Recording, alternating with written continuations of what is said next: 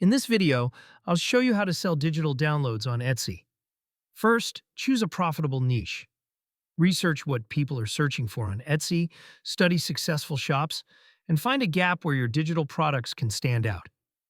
Next, create your digital products. Design high-quality files like printables, planners, templates, or ebooks. Make sure they're professional, easy to use, and clearly explained. Then, set up your Etsy shop. Create an account, open your shop, choose a strong name, set up payments, and customize your store with a banner and description. Now, list your digital downloads. Upload product images or mock-ups. Write keyword-rich titles and descriptions. Upload your files, set your price, and publish the listing. Finally, promote and track your results.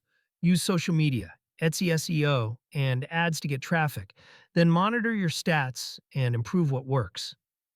That's how you start selling digital downloads on Etsy and grow your shop over time.